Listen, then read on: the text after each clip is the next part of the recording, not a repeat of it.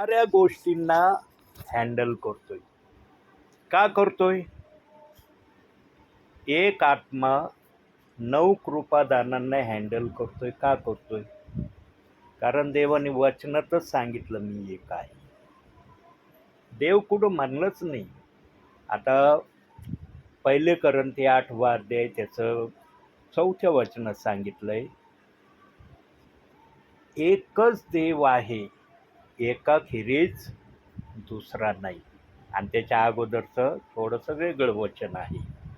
पण देवाने आपली समक्षता एकामध्ये सांगितली. आणि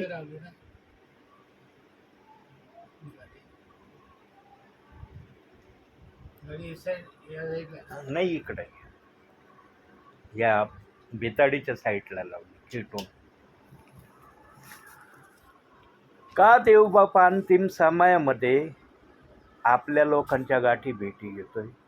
आता सगळ्यांना चाहूल लागली, जवळजवळ सगळ्यांच्या मनामध्ये आता ही गोष्ट घर करू राहिली की आता आमचा प्रभू येणार आहे. पण तो कधी येणार आहे हे मात्र कोणाला माहिती नाही. पण तो येणार आहे याची चाहूल सगळ्यांना लागली. आणि अशा सिच्युएशनमध्ये देवबाप आपल्या सेवकांना आजही पाठवतोय. का पाठवतोय? काय कारण नाही त्याला पाठवण्याचं? कारण यशाया 49 आणि त्याच्या 16व्या वचनात सांगितलंय, मी तुला आपल्या तळ हातावर कोरून ठेवले आहे. आणि जो देव आपल्याला तळ हातावर कोरून ठेवतो त्याची काळजी वाहणं देवबाप्पाला सांगायची आवश्यकता नाही. हा आज आपण ह्या मिनिस्ट्रीत आहेत, त्या मिनिस्ट्रीत आहेत, ह्या संस्थेत आहेत, त्या संस्थेत आहे, ही आपली बोली भाषा आहे. या संस्था मिनिस्ट्री ज्या काही देवाने अस्तित्वात मानलेल्या नाही, ह्या मनुष्याने अस्तित्वात आणलेलं आहे की या वाटेने चालणारा ह्या फेजचा, त्या वाटेने चालणारा त्या फेजचा. ही आपली बोली भाषा आहे. देवाची बोली भाषा काय आहे? सर्व मनुष्याला मी आपल्या हाताने घडवले. स्त्री आणि पुरुष हे देवबाप्पाने आपल्या समयामध्ये घडवले. देवबाप एवढंच लक्षात ठेवतो. मग जशी प्रगती होत गेली, जसा विकास होत गेला, तसं सर्व गोष्टींमध्ये सुधारणा होत गेलेल्या दिसल्या. पण देवाची मूळ भाषा पुरुष आणि स्त्री, आणि त्यांना प्रभूने उभयता या नावाने देऊन आशीर्वाद दिला आणि म्हणले, फलद्रूप व्हा, बहुगुणित व्हा, पृथ्वी व्यापून टाका. हा आशीर्वाद आहे देवबाप्पाचा. आणि तो आशीर्वाद आता जवळजवळ पूर्ण होत आलेला आहे. आज बघा जगाच्या पाठीवर पहिलं किती जागा रिकाम्या सापडायच्या, आता कुठं जागा रिकाम्या सापडत आहेत का? आता मुश्किलीने कुठं प्लॉट जर भेटला तर योग्य आहे, न तर प्लॉट राहिले नाही. सध्या रो हाऊसिंगमध्ये सगळी घरं बनवून राहिली ठिकठिकाणी. आता तुम्ही पण म्हणले आम्ही पण आता थोड्या दिवसांनी तिकडं शिफ्ट होणार आहे. तुम्ही पण तिकडं प्लॉट घेतला आहे. कारण जे नोहाच्या काळामध्ये झालं तेच मनुष्याच्या पुत्राच्या काळामध्ये होणार आहे. नोहाच्या काळामध्ये मनुष्य लग्न करून देत होता, लग्न करून घेत होता, सर्व काही गोष्टींमध्ये तो तृप्त असायचा. तेच या समयात चाललं आहे. या समयात पण लग्न करून दिलं जातं आहे, लग्न करून घेतलं जातं आहे. सगळ्या गोष्टीचा विकास आम्ही पाहतो. जे नोहाच्या काळात झालं ते मनुष्याच्या पुत्राच्या काळात जेव्हा व्हायला दिसल तेव्हा प्रभू म्हणला, माझ्या येण्याचा काळ जवळ आला आहे असं तुम्ही समजा. पण प्रभूचा येण्याचा काळ जवळ आलेला असतानाही देवबाप आज आपल्या प्रियजनांना भेटायला येतोय. का येतोय? काय कारण आहे? आता तुम्ही वैयक्तिकरित्या म्हणू शकता, आम्ही तर प्रभूमध्ये आहोत, आम्ही चर्चला जातो, आम्ही सगळ्या काही प्रभूला आवडणाऱ्या गोष्टी करतो, सगळं आम्ही व्यवस्थित असताना सेवक येतात. सहज येतो माणसाच्या मनामध्ये विचार, पण जर देव बाप्पाला कोणाची गाठ भेट घेणं जर योग्य वाटत असेल तर देव बाप्पाला म्हणता येईल का तू का भेटायला चालला त्यांना? ते तर तुझ्या तळ हातावरच आहेत, तुझ्या निगराणीमध्ये आहेत, तुझ्या संपर्कामध्ये, तुला आवडणाऱ्या गोष्टीमध्ये ते आहेत. तरी तू आपल्या सेवकाला पाठवतो. कारण माती कुंभाराला कधी प्रतिउत्तर करते का कोणत्या गोष्टीला? तू माझ्यावर असा अधिकार का करतो? तू माझ्यावर असा अधिकार का चालवतो? तसं मनुष्याच्या जीवनामध्ये आहे. प्रभूला जे आवडतं या समयामध्ये सेवकांच्या द्वारे प्रभू आपल्या विश्वासणाऱ्यांच्या भेटी घेतो. हे मात्र शेवटचं विधान या समयाचं आहे. आता या भेटीगाठी प्रभू येण्यापर्यंत प्रभू घेणार आहे का प्रभू याला पण थांबवणार आहे हे प्रभूच्या मनात माहिती. पण प्रियांनो, या नंतरचा जो समय येणार आहे, आपण उचलले गेल्यानंतरचा जो समय येणार आहे तो समय चांगला नसणार आहे. फार भयानक समय येणार आहे प्रियांनो. आणि त्या भयानक समयाची सध्या दस्तक दिली जात आहे. आणि त्या समयामध्ये काही प्रियजनांनी राहू नये ही प्रभूची इच्छा आहे. काही जण प्रभू इथं ठेवणार आहे बरं का. असं वाटतं विश्वासणाऱ्याला प्रभू आला म्हणजे सगळ्यांनाच प्रभू घेऊन जाणार आहे. प्रभू सगळ्यांना घेऊन जाण्यासाठी मुळीच येणार नाही. तो एकटा पण येणार नाही, दूतासह येणार आहे. एकटा जर येणार असता तर त्याने सरसकट सगळ्यांना घेऊन गेला असता. पण दूतासह येणार आहे म्हणजे ज्यांची ज्यांची नावं प्रभूने आपल्या जीवनाच्या पुस्तकात लिहिली आहे त्यांनाच आपल्याबरोबर प्रभू घेऊन जाणार आहे. आता कोणाचं नाव आहे कोणाचं नाव नाही हे तुम्हाला आम्हाला कळतंय का? वचनात जर आम्ही पाहिलं तर आम्ही वचन वाचतो. प्रगटीकरण 3:5 सांगितलंय की ज्यांची ज्यांची नावं जीवनाच्या पुस्तकात आहे त्यांना प्रभू आपल्या राज्यातून कधी बाहेर घालवून देणार नाही, तर पित्यासमोर त्यांचा स्वीकार करणार आहे. पण ज्यांची ज्यांची नावं नाहीत पण ते आज प्रभूमध्ये आहेत, प्रभूवर त्यांनी विश्वास ठेवलाय, त्या प्रियजनांचं काय? ज्यांची नावं जीवनाच्या पुस्तकात नाही पण ते आज प्रभूमध्ये आहेत, प्रभूवर विश्वास ठेवतात, प्रभूच्या इच्छेप्रमाणे चालतात, त्यांचं काय?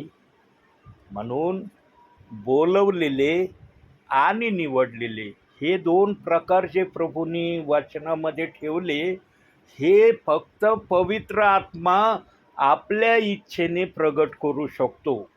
पण आजचे सेवकगण काय म्हणतात? ज्यांची नावं जीवनाच्या पुस्तकात नाही ते डायरेक्ट नरकात टाकले जातील. नरकात प्रभू टाकणार आहे लोकांना, प्रभू टाकणार नाही असं नाही. पण ज्यांच्या हृदयात येशू ख्रिस्तावरचा विश्वास आहे त्यांना प्रभू नरकात टाकील का? सांगा. ज्यांनी प्रभूवर विश्वास ठेवला त्यांना प्रभू नरकात टाकीन? कदापि नाही टाकणार. म्हणून प्रभूने स्वर्गाच्या बाहेर राहणारे प्रियजन वेगळे आणि स्वर्गात राहणारे प्रियजन वेगळे असे 2 विभाग बनवलेत जे आम्ही वर गेल्यावर बघणार आहे. आज फक्त आत्म्याच्या प्रेरणेने सेवक तुम्हाला सांगते. काढलंय का बायबल? बॅगमध्ये बायबल आहे. पण देवबाप्पाने प्रेरणा दिल्यावर मी लगेच सुरू होतो. कारण आडात असणं महत्त्वाचं आहे. आडात म्हणजे हृदयात असणं महत्त्वाचं. ज्याच्या हृदयात वचन आहे ना त्याच्या हातात बायबल असो अथवा नसो त्याला काही फरक पडत नाही. फक्त बोलणारा पवित्र आत्मा असला पाहिजे. पवित्र आत्मा जर बोलणारा असला तो दास कधी अडखळणार नाही, कधी तो थांबणार नाही, कधी त्याच्यामध्ये घाबरट दिसणार नाही. कधी पाहिलं माझ्या बोलण्यातून घाबरट? की मी इथं थांबलोय आणि मी असा पेचात किंवा घोटाळ्यात पाडल्यासारखा झालो? कधीच नाही. का नाही? कारण बोलणारं देवच आत्मा आहे. मी बोलत नाही. हा बोलणारं हे माझं मुख आहे हे मी मान्य करतो, पण शब्द देणारा पवित्र आत्मा आहे. प्रियांनो, देव आपल्या स्वतःच्या शरीरावर एवढी प्रीती करत नाही, एवढी प्रीती देव आमच्यावर करतो. जे जे त्याच्या नावावर विश्वास ठेवतात ना, त्या सर्वांवर देवबाप अशीच प्रीती करतो आणि देवाच्या प्रीतीमध्ये खंड पडत नाही. तो आपल्या प्रीतीमध्ये अंतर देत नाही. तो आपल्या प्रीतीमध्ये भेदभाव ठेवत नाही. तो आपल्या प्रीतीमध्ये संशय आणत नाही. तो आपल्या प्रीतीला कधी आपल्यामधून जाऊ पण देत नाही. सांगा, आमची प्रीती देवबाप्पाची जशी प्रीती आहे तशी आमची प्रीती आहे का? देवबाप ज्या प्रकारे प्रीती करतो त्या प्रकारची आमच्यामध्ये प्रीती आहे? आम्ही प्रीती करणारे आहोत असं नाही म्हणता येत आपल्याला की आम्ही प्रीती करत नाही, पण आपल्या प्रीतीमध्ये लिमिटेशन आहे. आमच्या प्रीतीमध्ये ठरवल्याप्रमाणे आमची प्रीती कार्य करते, पण देवाच्या प्रीतीमध्ये अशा गोष्टी नाही. अनलिमिटेड प्रीती देवबाप्पाची आहे आणि जे त्याच्याकडे येतात त्याला तो कदापि घालवून देत नाही. त्यांना तो आपल्याजवळ नेहमी ठेवण्याचा प्रयत्न करतो. म्हणून देव बोलला, जोपर्यंत तू माझ्याबरोबर राहशील तोपर्यंत मी तुझ्याबरोबर आहे. ज्या दिवशी तू मला सोडून देशील त्या दिवशी मी पण तुला सोडून देईन. सांगा, तुम्हाला म्हणता येतं की आम्ही येशू ख्रिस्ताला सोडून दिलंय?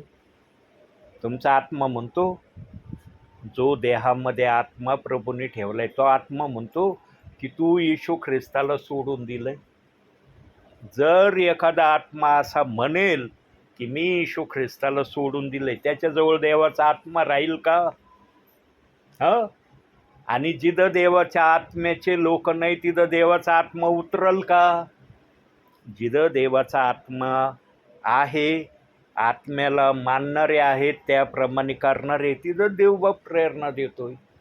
सकाळपासून मला देवबाप्पांनी दाखवलं नाही. आज मला देवबाप्पांनी दाखवलं नाही, मी घर सोडलं नाही.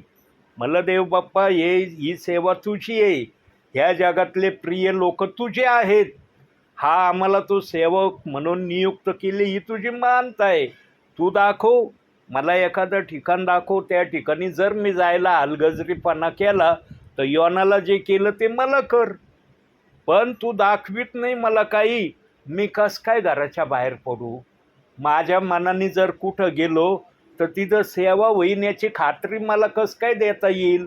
पण तू जर दाखवलं माझ्या बाळा मी या ठिकाणी आहे, तिथं मला विश्वास ठेवावाच लागन की माझ्या देवाचा आत्मा त्या ठिकाणी गेलाय, तिथं नक्की काही ना काही देवबाप करणार आहे. आता पाहतात ना तुम्ही मला या ठिकाणी आलेलं, या ठिकाणी आल्यावर काय चाललंय आहेत ना तुम्ही साक्षीदार. ज्या प्रभूवर तुमचा विश्वास आहे त्याच प्रभूवर माझा विश्वास आहे. ज्या स्वर्गात जाण्याची तुमची इच्छा आहे त्या स्वर्गात मला जायचंय का? माझ्यासाठी वेगळा स्वर्ग बनवलाय? सगळं एकच आहे प्रियांनो. फक्त आम्हाला आत्म्याच्या प्रेरणेने हे समजून घेणं महत्त्वाचं आहे. आणि सेवक हे अंतिम समयाचे अंतिम निरोपे आहे. याच्यानंतर कोणताही निरोप्या तुमच्याकडे येणार नाही. अंतिम समयाचे शेवटचे निरोपे देवाचे सेवक हे आहेत. आणि ते सेवक जे आत्म्याच्या प्रेरणेने येतात त्यांच्याजवळच आत्म्याच्या प्रेरणेचा निरोप आहे. आणि आत्म्याचा निरोप देणारा सेवक कधीही फोन करून येत नाही. त्याची पहिली ओळख आहे, तो फोन करून येत नाही. का सेवक फोन करून येत नाही? काय कारण आहे फोन न करून येण्याचं? कारण आमचा प्रभू येणार आहे आपल्याला घेऊन जाण्यासाठी. फोन करणार आहे का आम्हाला?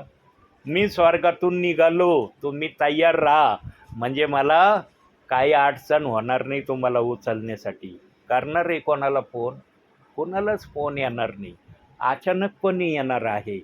जे त्याला रेडी तयार सापडतील, जे वचन वाचणारे, प्रार्थना करणारे, देवाच्या आज्ञा पालनात राहणारे, हे जे जे प्रियजन त्याला सापडतील, त्या प्रियजनांना तो न सांगता लगेच त्यांचे शरीर बदलले जाणारे आणि ते प्रभूला सामोरे जाणारे. आता किती जणांचे शरीर बदली होतील हे कोणी सांगू शकत नाही, हे फक्त प्रभू सांगू शकतो. म्हणून पहिले करंथीकराच्या 15व्या अध्यायाच्या 51-52 वचनात सांगितलंय, आम्ही निमिषात क्षणात बदली होणार आहोत. पण हे क्षणात निमिषात बदली होणारे कोण प्रियजन आहे हे कुणाला खात्रीने सांगता येणार नाही.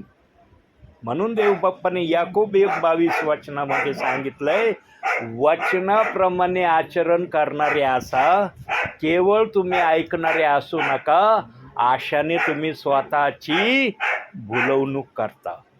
म्हणून आम्हाला वचनाप्रमाणे प्रभू बरोबर राहणं गरजेचं आहे. आणि प्रभू पण जे वचनाप्रमाणे आचरण करणारे आहेत त्यांनाच आपल्याबरोबर घेऊन जाणार आहे.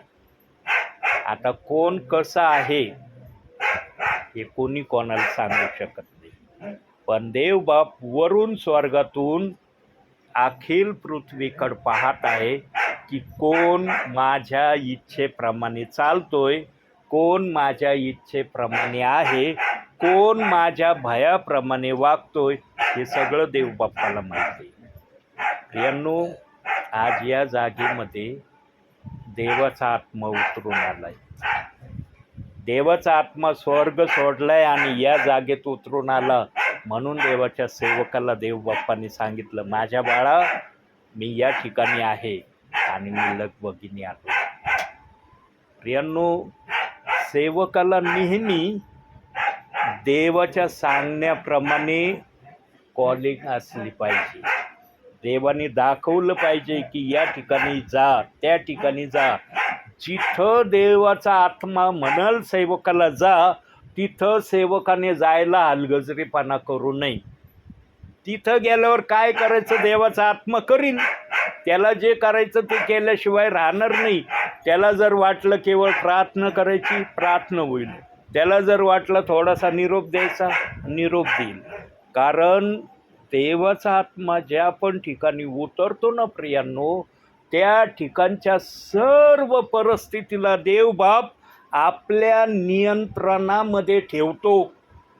प्रथमच सेवकाला तो नियंत्रणामध्ये ठेवतो आणि नंतर मग ज्यांच्याकडं देवबाप सेवकाला पाठवण्याची इच्छा करतो त्या प्रियजनांवर देवबाप आपली कृपा पाठवतो. प्रियांनो, किती धन्य तुम्ही आहात की देवबाप्पाचा आत्मा इथं उतरून आलाय. दिलं होतं का आमंत्रण, देवबाप्पा उतरून ये आमच्या घरात.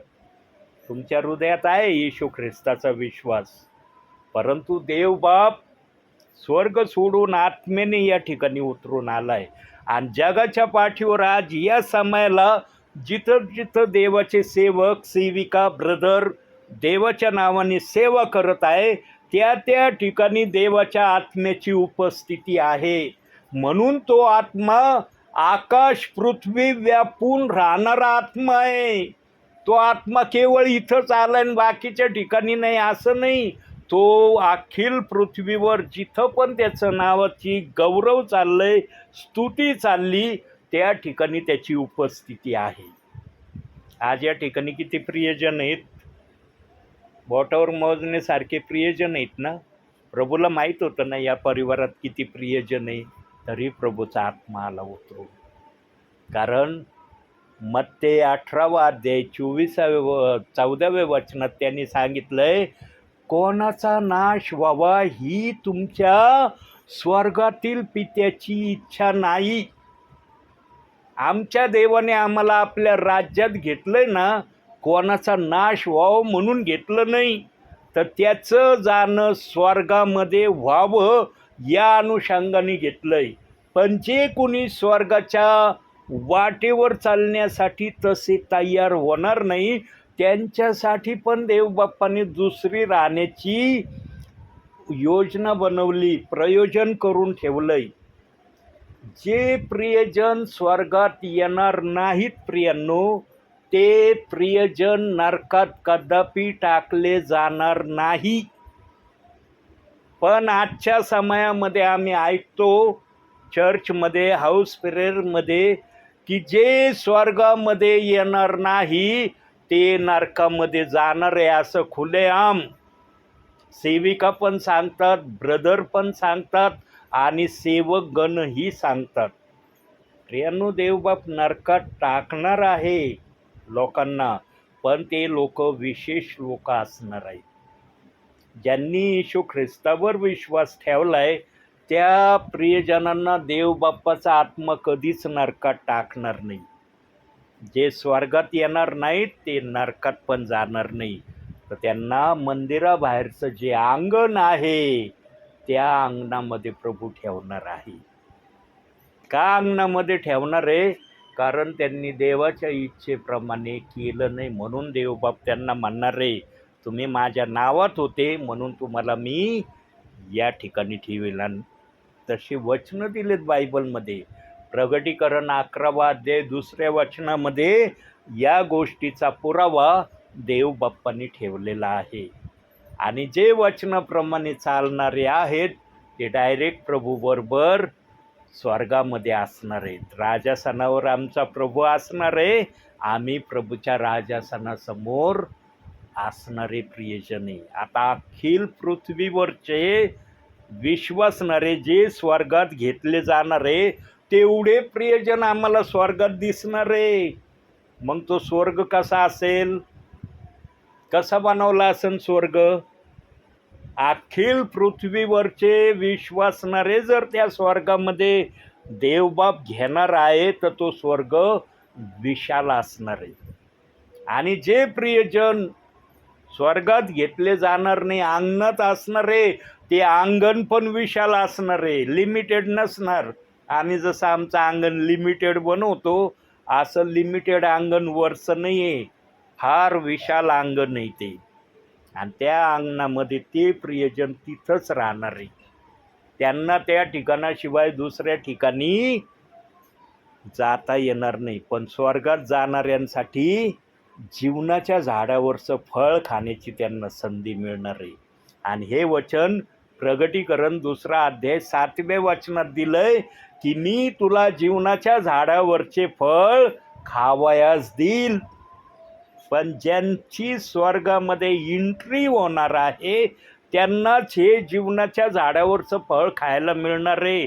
ज्यांची स्वर्गामध्ये एंट्री होणार नाही त्यांच्यासाठी प्रभूंनी कसं प्रयोजन केलेलं आहे ते प्रभूला माहीत आहे. प्रभूच्या आत्मेने दाखवलं तर मी जरूर बोलन. पण जे बाहेर राहणारे त्यांच्यासाठी पण देवबाप्पांनी काही ना काही प्रयोजन केलं असेलच. म्हणून प्रियांनो, अंतिम समयामध्ये आम्ही फक्त आता मी या ठिकाणी थांबणार आहे.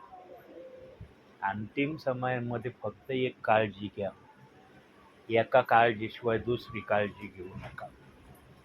काय काळजी घ्या? अंतिम समयामध्ये जितकं देवाच्या भयामध्ये राहता येईल, जितकं देवासाठी जे काही करण्याची इच्छा देवबाप तुम्हाला प्रेरणेच्या द्वारे देईल ते करण्यामध्ये हलगर्जीपणा करू नका.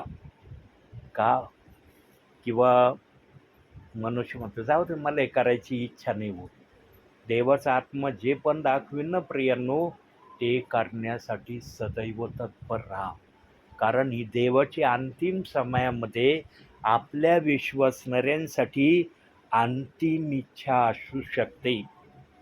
सेवकांच्या मार्फत सेवक आत्म्याच्या प्रेरणेने आपल्याशी बोलतच आहे. सांगा, मी तुमच्याकडे येण्या अगोदर तयारी केली होती की आता मी या परिवारात चाललोय, तिथं गेल्यावर मी असं असं बोलणार आहे, असं असं करणार आहे? काही तयारी केली नव्हती. मला देवबाप्पाने दाखवलं, बाळा तुला या परिवारात जायचं आहे. लगेच मी त्या परिवारात येण्यासाठी तयार झालो. इथं आल्यावर काय चाललं आहे त्याला साक्षीदार तुम्ही. म्हणून प्रियांनो, जीवनामध्ये नेहमी देवाचा आदर सन्मान तुमच्याकडून व्हावा या आशेकरिताच देवबाप आजही सेवकांना आत्म्याच्या प्रेरणेने पाठवित आहे. म्हणून आजच्या या छोट्याशा संदेशातून देवबाप तुम्हाला आणि मला भरपूर आणि भरपूर आशीर्वाद देऊ. आमेन.